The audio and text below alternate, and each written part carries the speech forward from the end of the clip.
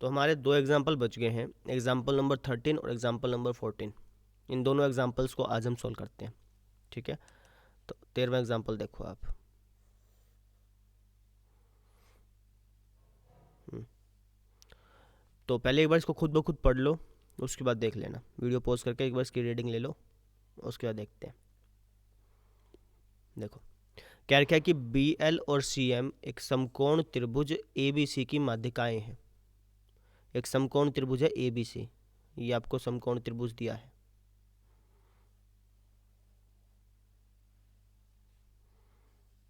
ठीक है। और कह दिया कि जिसमें जो बी एल है और सी एम है ये माध्यिकाएं दे दी। माध्यिकाएं का मतलब क्या हो गया कि ये जो बी एल रेखा है ये इस सी ए को हाफ हाफ बांट देगी। मतलब समझो, अगर ये सी ए पूरा एक्स होता, जब सी ए पूरा क्या होता एक्स होता, तो सी एल कितना हो जाता x/2 हो जाता, और एल ए ये भी x/2 हो जाता। बात समझ में आ गई, ठीक है। ऐसे ही सी एम जो है ये माध्यिका दे रखा है, इसका मतलब अगर ये पूरा बी ए, इसको अगर मैं वाई ले लूँ, क्या ले लिया वाई, तो बी एम क्या हो जाता y/2 हो जाता, और एम में ये भी y/2 हो जाता। हाफ हाफ बांट देते हैं ना माध्यिका, इसलिए। तो सिद्ध कीजिए कि 4bl² प्लस cm² बराबर है 5bc² के। देखो bl², bl कहाँ है हमारा, ये रहा, bl² प्लस cm², cm कहाँ है, ये रहा। इसको बराबर प्रूफ करना है 5bc² के। तो एक काम करेंगे, लेफ्ट साइड लेके चलेंगे, लेफ्ट साइड को जितना सोल्व कर सकते हैं उतना करेंगे, फिर राइट साइड ले लेंगे, उसको जितना सोल्व कर सकते हैं उतना करेंगे, फिर लास्ट में हमें ये दोनों बराबर मिल जाएंगे, फिर हम कह देंगे हाँ जी 4bl² प्लस cm² बराबर होता है 5bc² के। तरीका समझ में आ गया। तो उससे पहले मैं आपको प्रॉपर्ली लिख के दिखा देता हूँ। सबसे पहले आप लिख दीजिएगा दिया है।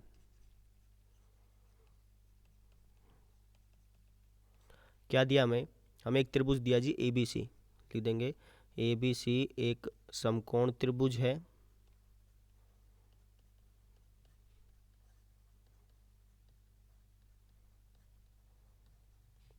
ना, जिसमें आपको बी एल और सी एम माध्यिकाएँ दी हैं, जिसमें बी एल और सी एम माध्यिकाएँ हैं,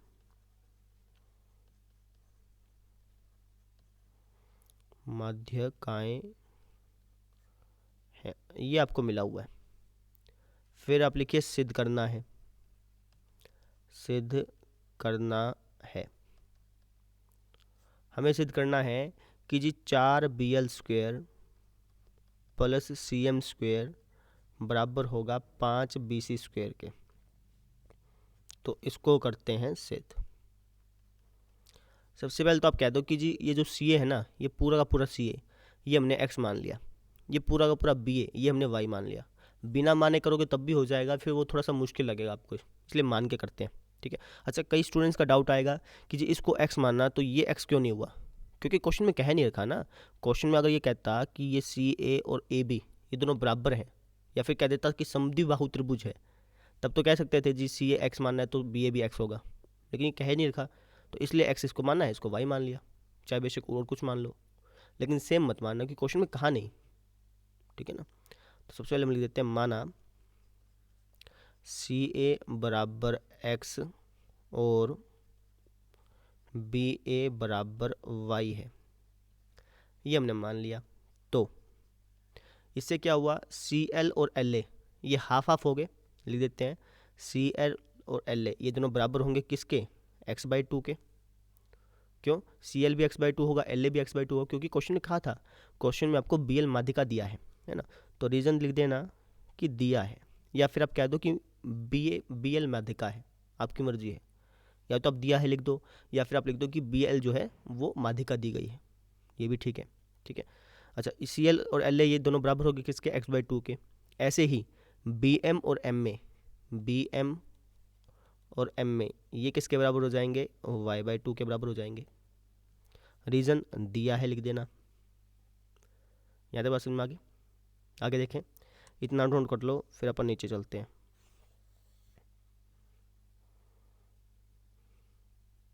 देखो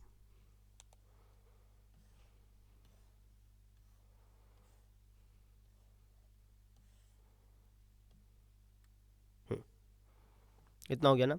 अब मुझे लेफ्ट हैंड साइड लेनी है। Left hand side, left hand side में क्या दे रखा है, लेफ्ट हैंड साइड में दे रखा है 4bl² plus cm², 4bl² plus cm²। इसको बार बार सोल्व करेंगे, ठीक है। तो 4 का तो 4 लिखा रहने दो, bl²। मुझे ये बताओ कि bl को और क्या लिख सकते हो। bl है आपका ये, इस bl को और कुछ लिखा जा सकता है क्या, bl² को। देखो शाबाश, आपको पता चलेगा। पाइथागोरस लगाओ तो आप कहोगे जी bl² को हम लिख सकते हैं la² प्लस ba², है ना। तो bl² को लिख सकते हो आप la² प्लस ba², या फिर आप कहो तो x/2 का होल स्क्वायर प्लस ये पूरा क्या है y², ऐसे लिख सकते हो, है ना। भाई आप bl² को क्या लिखोगे, la² प्लस ba² लिखोगे, है ना। या फिर आप डायरेक्टली लिख लो, la कितना है, la है जी हमारा x/2, la कितना है x/2, तो आप डायरेक्टली x/2 का स्क्वायर लिख सकते हो, या फिर ये लिख लो, इसके बाद लिख लेंगे, कोई दिक्कत नहीं है। प्लस cm², देखो क्या है cm², ये रहा। cm² को क्या लिख सकते हो बताना मुझे। cm² को आप लिख सकते हो ca² पूरा पूरा ca² प्लस am², है ना। ca² प्लस में am²। रीजन लिख देना पाइथागोरस प्रमेय से।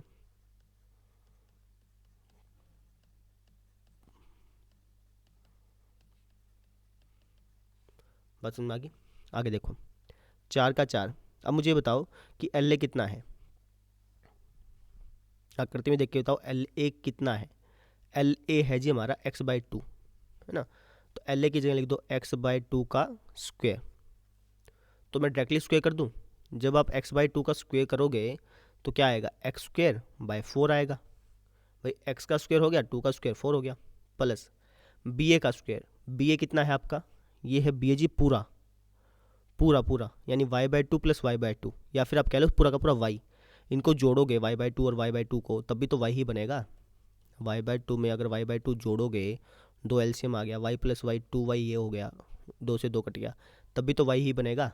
या फिर आप ऐसे देख लो कि ba की पूरी लेंथ y थी ही, तो आप ba को क्या लिख सकते हो y। अब इसका भी स्क्वायर करना है, तो इसका स्क्वायर करोगे तो क्या हो जाएगा, y² हो जाएगा। बात समझ में आ गई। ca का स्क्वायर, ca कितना है, ये पूरा का पूरा ca कितना है बताओ शाबाश, कितना है पूरा पूरा, ये पूरा पूरा x है, या तो आप इसको जोड़ लो, है ना। तो तब भी कितना आएगा आपका x आएगा, तो x का स्क्वायर हो गया, प्लस am का स्क्वायर। am कितना है, am कहाँ है भाई अपना, ये रहा। am कितना है, ये जी y/2, तो y/2 का स्क्वायर करो तो y का स्क्वायर, 2 का स्क्वायर करो तो 4। हमने वैल्यू रख दी। अब इसको और सोल्व कर लेते हैं। 4, इसका एलसीएम ले लो, एलसीएम लोगे तो 4 एलसीएम आएगा। यहाँ पे बच गया आपका x² plus 4y² plus 4x² plus में y²। एलसीएम ले लिया मैंने, 4 से 4 कट गया, तो क्या आ गया आपका x² plus 4x² 5x² plus में 4y² प्लस y² 5y²। और क्या कर सकते हैं, 5 कॉमन ले सकते हैं, अंदर क्या बच गया x² प्लस y², ठीक है। अच्छा और लिख सकते हैं कि x² प्लस y² क्या हो जाएगा, देखें x² यानी ये पूरा का पूरा, है ना। या फिर आप कह लो ये पूरी की पूरी साइड, ये पूरी x है ना, x² प्लस y², ये क्या बनेगा, ये तो bc नहीं बन जाएगा, bc का स्क्वायर। ध्यान से समझो, x² प्लस में y², ये किसके बराबर होगा, bc के स्क्वायर के बराबर नहीं होगा क्या। समझ में आ गई। ये x² हो गया, ये पूरा y² हो गया। अगर आप x² में y² जोड़ देंगे तो वो पूरा पूरा किसके बराबर आएगा, bc स्क्वायर के बराबर ही आएगा। क्यों, क्योंकि आधार का स्क्वायर प्लस लंब का स्क्वायर किसके बराबर होता है, कर्ण का स्क्वायर बराबर होता है ना। तो आप इसको क्या लिख सकते हो, x² प्लस y² को क्या लिख सकते हो, आप लिख सकते हो 5 x² प्लस y² हो गया जी हमारा bc स्क्वायर, है ना। तो ये आपका आ गया 5 bc स्क्वायर। यही आपको प्रूफ करना था, कहाँ गया, ये रहा, ठीक है ना। या फिर आप एक काम कर सकते थे, इतना करने के बाद आप राइट हैंड साइड को सोल्व कर सकते थे। राइट हैंड साइड को सोल्व करते तो आपको ऐसा ही मिलता, है ना। आपकी मर्जी थी, कर लेंगे। हमने किया क्या, वापस समझो। हमने सबसे पहले इसको x माना, इसको y माना, तो ये x/2 हो गया, x/2 हो गया, ये y/2 हो गया, y/2 हो गया, है ना। इसके बाद लेफ्ट साइड ले ली, राइट साइड ले ली, इनके अंदर वैल्यू रख दी, वैल्यू रख दी तो सोल्व किया, सोल्व करने के बाद ये आ गया। सिंपल। बात समझ गए? कर लेंगे, ठीक है। एक दो बार प्रैक्टिस कर लेना, उसके बाद आपको अच्छी तरह आ जाएगा। अगला देखें, तो अगला एग्जाम्पल देखो आप, एग्जाम्पल नंबर 14। अच्छा, ये एग्जाम्पल थोड़ा सा ध्यान से समझना, इसका कई स्टूडेंट्स को इंतज़ार रहता है कि ये एग्जाम्पल कब समझाया जाएगा। तो इसका डायग्राम दे रखे इन्होंने, वो कॉपी कर लेता हूँ।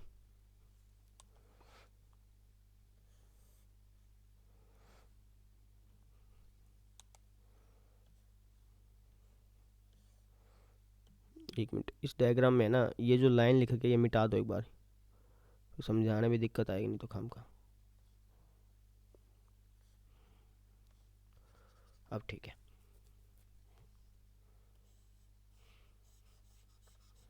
देखो आपको कहा कि आयत ए बी सी डी के अंदर स्थित ओ कोई बिंदु है। एक आयत है जी A B C D, A B C D, ये आपको एक आयत दे दिया,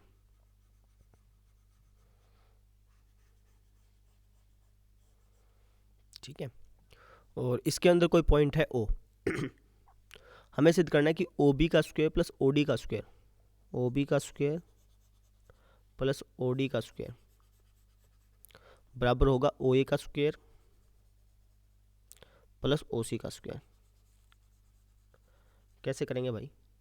ओ बी का स्क्वायर प्लस ओ डी का स्क्वायर बराबर प्रूफ करना ओ ए का स्क्वायर प्लस ओ सी का स्क्वायर। तो पहले आप रफली समझ लो, उसके बाद मैं आपको प्रॉपर्ली लिख के दिखा दूंगा, ठीक है। तो देखो ओ बी का स्क्वायर है ना, ओ बी का स्क्वायर कैसे मिलेगा मुझे? ये ओ बी का स्क्वायर कैसे मिलेगा? पाइथागोरस से मिलेगा। अच्छा जी, पाइथागोरस लगाने के लिए तो राइट एंगल होना चाहिए ना, 90 डिग्री का एंगल बनना चाहिए। तो अगर मैं ये ट्रायंगल लूँगा तो इसमें पाइथागोरस नहीं लगा पाऊंगा, क्योंकि 90 डिग्री का कोई एंगल बन नहीं रहा है ना। ये ट्रायंगल लूँगा तब भी मैं नहीं लगा पाऊंगा, ठीक है। हाँ, अगर ये पूरी ट्रायंगल लेता, ये पूरी ट्रायंगल लेता तब पाइथागोरस लग जाती। लेकिन ये जब मैं ट्रायंगल ले रहा हूँ तो इसके अंदर 4 भुजाएं बन गई, एक ये बन गई, 2 ये बन गई, तीसरी ये बन गई, 4 ये बन गई, तो चतुर्भुज बन गया, त्रिभुज नहीं बना। तो ये तो अपन लेंगे नहीं, ठीक है। तो क्या लें भाई?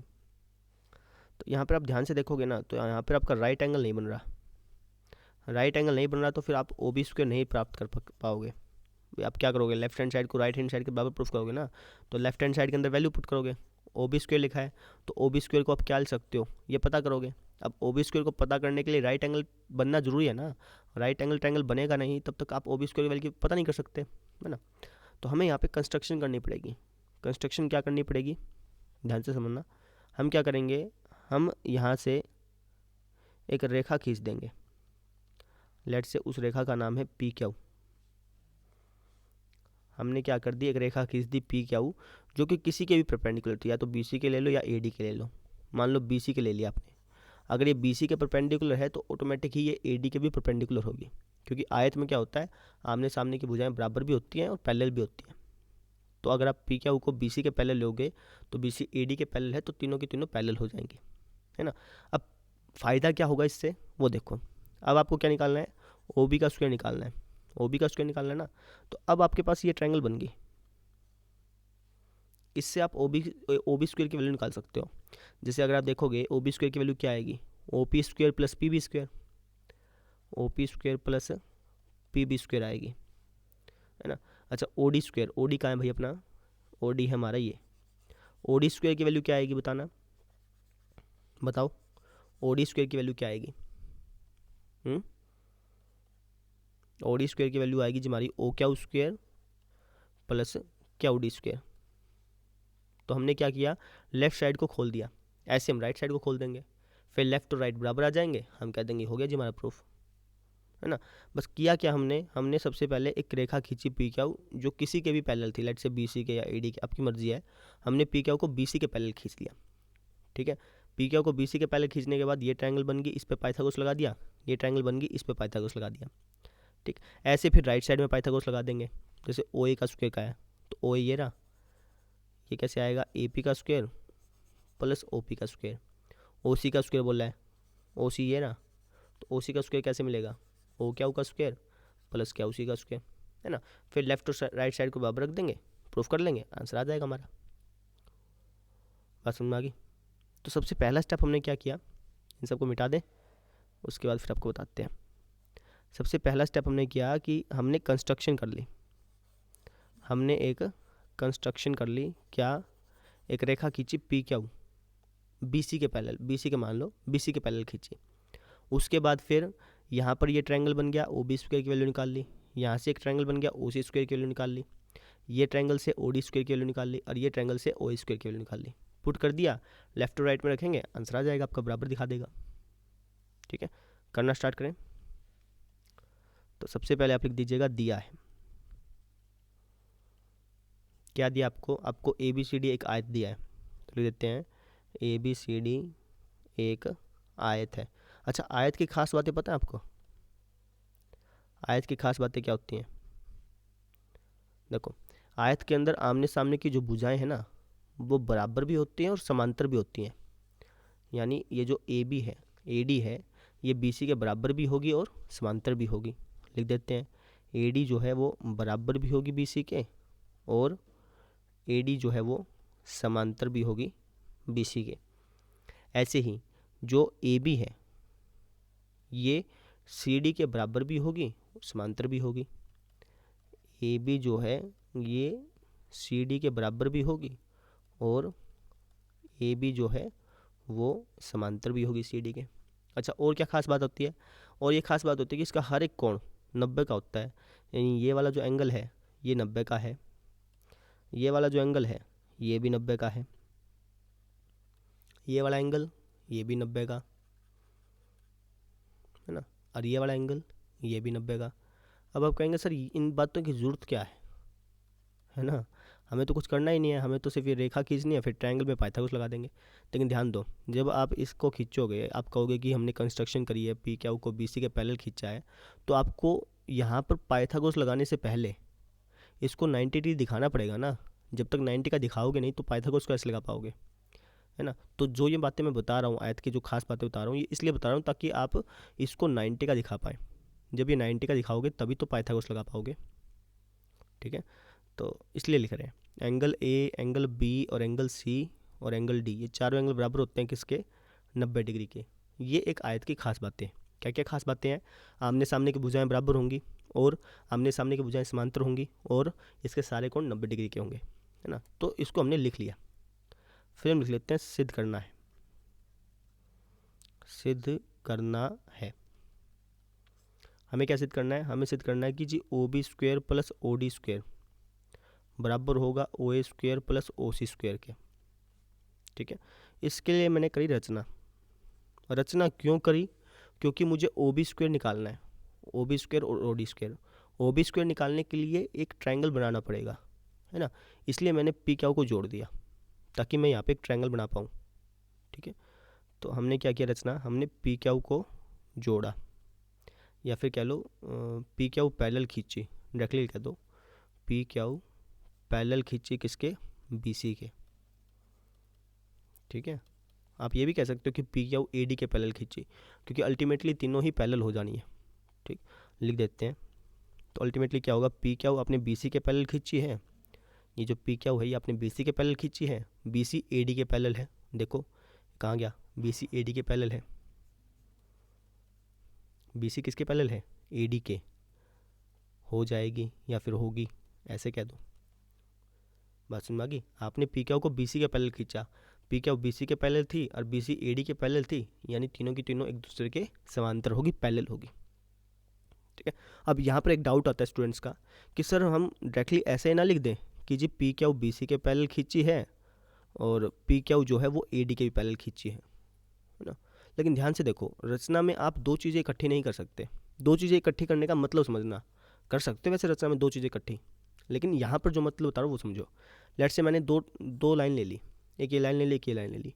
मैं क्या कहूँ यार, इन दोनों लाइन के पैरेलल कोई लाइन खींचो, तो आप नहीं खींच पाओगे, है ना। या तो आप इसके पैरेलल खींच पाओगे, ऐसे गलत खींच दी भाई, थोड़ा सा सीधा लगे, या तो इसके पैरेलल खींच पाओगे कुछ इस तरीके से, है ना। या फिर आप लाइन जो है इसके पैरेलल खींच पाओगे ऐसे। दोनों के पैरेलल लाइन नहीं खींच पाओगे, इसलिए हम पहले ऐसे लिखते हैं, उसके बाद फिर हम ये ऐसे कर देते हैं। ठीक है ना, बात समझ में आई? ये चीज़ थी। अब करते हैं सिद्ध। अच्छा, अब स्टेप समझना।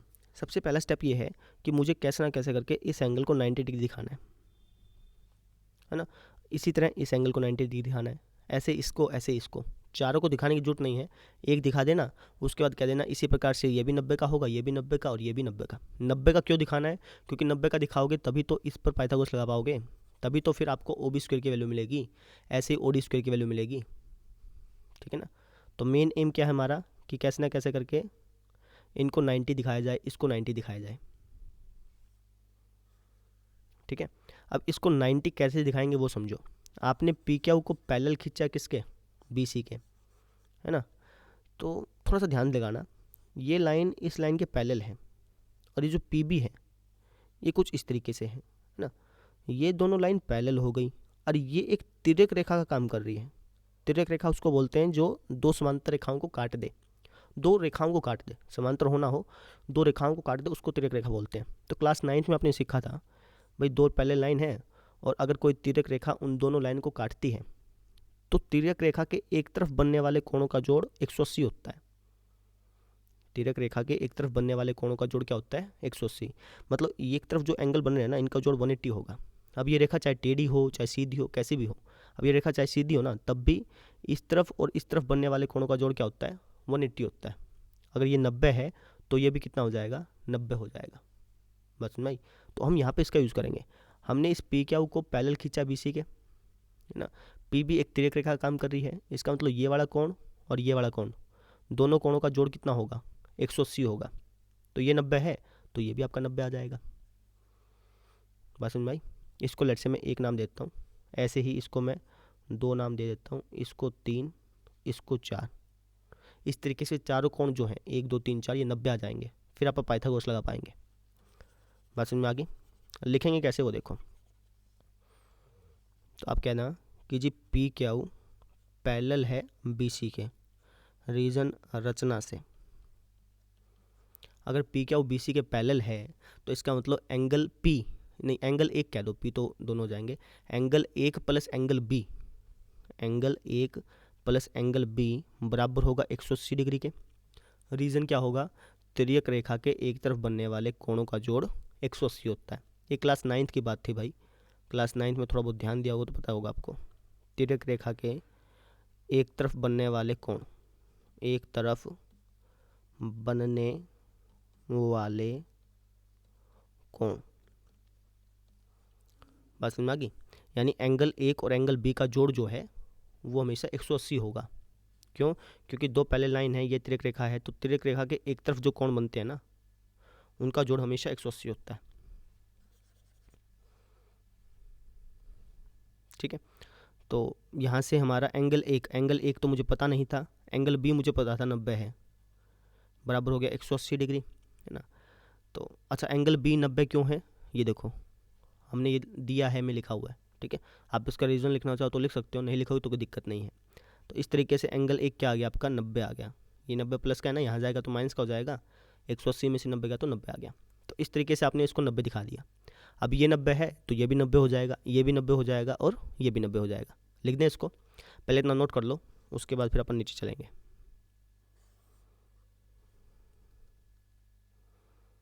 देखो जी, इसको मिटा दें, इसकी पेस्ट कर दें,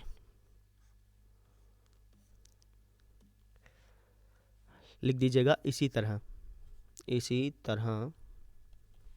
एंगल एक को हमने 90 कर दिया, ये जो एंगल एक था इसको हमने 90 प्रूफ कर दिया।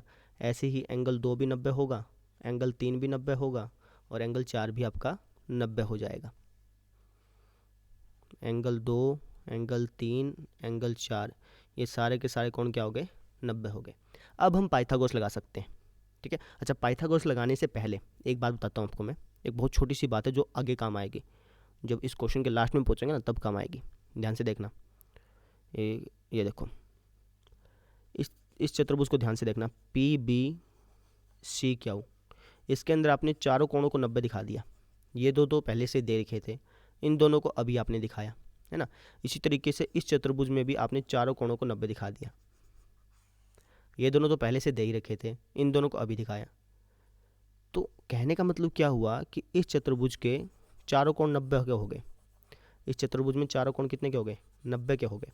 और किसी चतुर्भुज में अगर चारों कोण 90 के हो ना तो वो एक आयत होता है। वो क्या हो जाता है? एक आयत। यानी अल्टीमेटली आपने इसको एक आयत बना दिया। क्या बना दिया? आयत। अब इसका बेनिफिट आपको बाद में पता चलेगा जब क्वेश्चन के लास्ट में पहुंचेंगे। तो लिख देते हैं कि चूंकि पी क्यू बी सी और दूसरा छोटा सा चतुर्भुज कौन सा है? ये वाला। इसके भी तो चार कोण 90 के हैं, तो ये दोनों क्या हो जाएंगे? आपके आयत हो जाएंगे। लिख देते हैं इस बात को। चूंकि पी क्यू बी सी और ए डी क्यू पी के सभी कोण 90 डिग्री के हैं, सभी कोण 90 डिग्री हैं, अतः ये आयत है, ये आयत है ना। अब इसका यूज़ बाद में पता चलेगा, अभी पहले आप इतना लिख लो। अब हम करते हैं लेफ्ट हैंड साइड और राइट हैंड साइड का काम। तो सबसे पहले हम लेफ्ट हैंड साइड ले लेंगे। तो लेफ्ट हैंड साइड में क्या था? देखें, लेफ्ट हैंड साइड में था O B square plus O D square, O B square plus O D square. इसको हमने तोड़ना है, मॉडिफाई करना है। ओ बी कहाँ है आपका? ओ बी है जी हमारा ये। तो ओ बी स्क्वेयर को और क्या लिख सकते हो? देख के बताओ। ओ बी स्क्वेयर को क्या लिख सकते हो? आप कह दोगे जी ओ बी स्क्वेयर को लिख सकते हैं O P square plus P B square. अच्छा, ओ डी स्क्वेयर को क्या लिख सकते हो? ओ डी स्क्वेयर को, इस ओ डी स्क्वेयर को और क्या लिख सकते हो? बताओ। आप कह दोगे जी ओ डी स्क्वेयर को हम लिख सकते हैं O Q square plus Q D square, O Q square plus Q D square, है ना। और ज़्यादा तिकड़मबाजी तो कर नहीं सकते, तो इतना ही छोड़ दो, कोई दिक्कत नहीं। अब ले लो राइट हैंड साइड। ठीक है, राइट हैंड साइड में क्या चाहिए मुझे? मुझे चाहिए ओ ए square plus O C square, ओ ए square plus O C square. ओ ए कहाँ है हमारा? बताओ, ओ ए कहाँ पे है? ओ ए है ये रहा। ओ ए स्क्वेयर को क्या लिख सकते हो? बताओ, शाबाश। ओ ए स्क्वेयर को क्या लिख सकते हो? ओ ए स्क्वेयर को आप लिख सकते हैं P A square plus O P square, है ना, प्लस ओ सी स्क्वेयर को, ओ सी कहाँ गया? ये रहा। इस ओ सी स्क्वेयर को क्या लिख सकते हो? बताइए। ओ सी स्क्वेयर को हम लिख सकते हैं O Q square plus Q C square. अब देखिए, लेफ्ट हैंड साइड और राइट हैंड साइड को मॉडिफाई कर लिया, पूरा ओपन कर लिया, लेकिन फिर भी लेफ्ट साइड और राइट साइड सेम नहीं आया, है ना। ओ पी स्क्वेयर ठीक है, ओ क्यू स्क्वेयर ठीक है, लेकिन ये तो बराबर आए नहीं आपके। अब क्या करें? अब आपका काम आएगा ये वाला लॉजिक, आयत वाला। कैसे? देखो, हमने क्या किया था? हमने इस पी क्यू सी बी इसको एक आयत बता दिया था कि नहीं बता दिया था? ऐसे ही ए पी क्यू डी इसको भी एक आयत बता दिया था, है ना। अब यहाँ पर ये हमें बेनिफिट देगा। कैसे? देखो, ये जो पी बी सी क्यू, ये आपने एक आयत बताया था। आयत में क्या होता है? आमने सामने की भुजाएं बराबर हो जाती हैं। मतलब इस पी बी को मैं क्यू सी लिख सकता हूँ, या फिर कह लो क्यू सी को मैं पी बी लिख सकता हूँ, है ना। अब ये जो क्यू सी है इसको मैं क्या लिख सकता हूँ? पी बी लिख सकता हूँ। ठीक है, ऐसे ही इसमें जो ए पी है उसको मैं डी क्यू लिख सकता हूँ, आपको दिख रहा होगा। इसमें ए पी को क्या लिख सकता हूँ मैं? डी क्यू, क्योंकि आयत हो गया। आयत में आमने सामने की भुजाएं बराबर होती हैं, तो हम बदल देते हैं। ये जो ए पी था इसको मैं क्या लिख सकता हूँ? डी क्यू लिख सकता हूँ, या फिर कह लो क्यू डी लिख सकता हूँ। इस ए पी को क्यू डी लिख सकते हैं ना, इस ए पी को क्यू डी लिख सकते हैं, क्योंकि आयत के आमने सामने की भुजाएं बराबर होती हैं। अच्छा, ओ पी स्क्वेयर को तो चेंज करना नहीं है, और कर भी नहीं सकते आप। ओ पी स्क्वेयर को क्या लिख सकते हो? कुछ नहीं लिख सकते आयत के हिसाब से देखा जाए तो। ओ क्यू को भी चेंज नहीं करना है, कर भी नहीं पाओगे ना आयत के हिसाब से। क्या उसी को क्या लिख सकते हो? क्या उसी को क्या लिख सकते हो? बताओ। पी भी लिख सकते हैं, है ना। तो हमने चेंज कर दिया। रीज़न लिख देना, आयत के आमने सामने की भुजाएं बराबर होती हैं, या आयत की सम्मुख भुजाएं, इतना ही लिख दो बेशक। ठीक है, अब देखिए आपका लेफ्ट हैंड साइड और राइट हैंड साइड बराबर आ गया। O P square P B square, O P square P B square, O Q square Q D square, O Q square Q D square. तो अब आपका लेफ्ट और right side बराबर आया। ठीक है, थोड़ा सा क्वेश्चन लेंथी था, एक बार मैं रिकैप कर देता हूँ, आपको समझ में आ जाएगा। हमने बेसिकली किया हमने सबसे पहले इस पी क्यू को पैरेलल खींचा बी सी के, है ना। साफ साफ आकृति में दिखा दें आपको, ये देखो जी, इसको मिटा देता हूँ सबको। हमने किया क्या है, हमने इस पी क्यू को पैरेलल खींचा है बीसी के, पहला काम ये किया, है ना।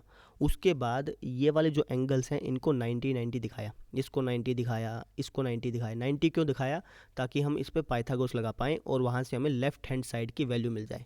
ओ B square O D square चाहिए था ना, इसलिए ये 90 दिखाया, ये भी 90 हो गया और ये भी 90 हो गया। 90 कैसे दिखाया, अरे भाई हमने ये लाइन को इस लाइन के पैरेलल खींचा था। लाइन पैरेलल होती है तो जो तिर्यक रेखा है उसके एक तरफ बनने वाले कोणों का जोड़ 180 होता है। ये तो पहले से 90 था, ये 90 था और ये आपका 90 हो गया फिर, है ना। ये तो आपको पहले से 90 दे रखा था, फिर आपने इसको भी 90 दिखा दिया। ठीक इसी प्रकार से ये भी 90 हो गया, ये भी 90 हो गया और ये भी 90 हो गया।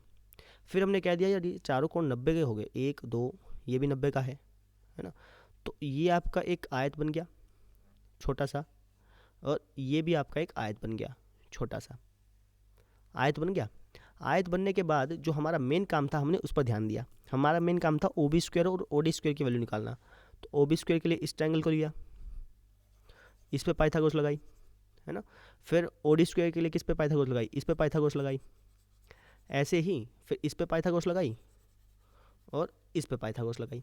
इन चारों ट्रायंगल्स पे पाइथागोरस लगाई, वैल्यू रख दी लेफ्ट साइड में और राइट साइड में, उनको सोल्व किया। ठीक है, फिर वो आयत वाला कंसेप्ट यूज़ होके हमारा आंसर आ गया। मेनली हमने ये किया, मेन मोटा मोटा आपको काम बताता हूँ। सबसे पहले हमने इसको एक आयत बनाया, इसको एक आयत बनाया, या फिर आप कह लो कि इनको 90 90 के एंगल करें। बस ये ध्यान रखना कि हमने इसको इसको इसको और इसको, इन चारों एंगल्स को 90 का दिखाया। उसके बाद पाइथागोरस लगाई, लेफ्ट साइड में वैल्यू रखी, राइट साइड में वैल्यू रखी, सोल्व किया, आंसर आ गया। ठीक है, इस तरीके से हमने इस क्वेश्चन को किया है। इसकी मैं पीडीएफ जो है वो कोशिश करूँगा दे पाऊँ, है ना। और कमेंट में चेक कर लेना, अगर पीडीएफ होगी तो वहाँ से आप डाउनलोड कर लेना इसकी। ठीक है, तो इस तरीके से आपका चैप्टर 6 कम्प्लीटली ख़त्म हो गया। अब कल हम लेंगे इसका टेस्ट। तो आप क्या कीजिएगा, जैसे मैंने आपको कल बताया था, अगर आपने कल वाला लेक्चर लास्ट तक देखा हो तो मैंने कहा था कि 6.2 और 6.3 को निकाल लीजिएगा। आज एक काम करना, 6.4 6.5 को निकाल लेना कम्प्लीटली। ठीक है, निकालने के बाद टाइम लगेगा, ऐसा नहीं कि फटाफट निकाल दोगे। सारे क्वेश्चन निकालना, ऐसा नहीं कि एक क्वेश्चन निकाल दिया, एक क्वेश्चन छोड़ दिया, या फिर कॉपी खोल के सारे क्वेश्चन। जब टेस्ट होता है ना तो कम्प्लीटली निकाले, कम्प्लीटली पूरा सारे निकाल लेना विद एग्जाम्पल्स। एग्जाम्पल्स निकाल पाओ तो बहुत अच्छी बात है। ठीक है, और फिर कल ले लेंगे इसका टेस्ट। और अच्छी तरह से आप पहले 6 चैप्टर के हर एक क्वेश्चन को अपने हाथों से निकाल लीजिएगा, चाहे बेशक आपको आते हों चाहे ना आते हों। थ्योरम्स को भी निकालने की कोशिश कीजिएगा, बीपीटी का विलोम, side angle side angle side angle, सारी थ्योरम, सारे क्वेश्चन, सारे एग्जाम्पल। टाइम लगेगा, हो सकता है 4 या 5 घंटे लग जाएं, लेकिन एक बार मेहनत कर लीजिएगा, फिर आपको 2-3 महीने मेहनत करने की ज़रूरत नहीं है। इस चैप्टर पे मेहनत तो करनी पड़ेगी, लेकिन इस चैप्टर पे मेहनत करने की ज़रूरत नहीं है। तो आशा करते हैं कि आप अच्छी तरह से सारे एग्जाम्पल, सारे क्वेश्चंस को एक बार रफ में निकाल लेंगे। उसके बाद जब आपको कल टेस्ट दिया जाएगा, कल रात 8 बजे वैसे ही टेस्ट होगा, तो जब आप टेस्ट देंगे ना तो आपको कॉन्फिडेंस बढ़ेगा। ठीक है, तो कल मिलते हैं फिर। Thank you.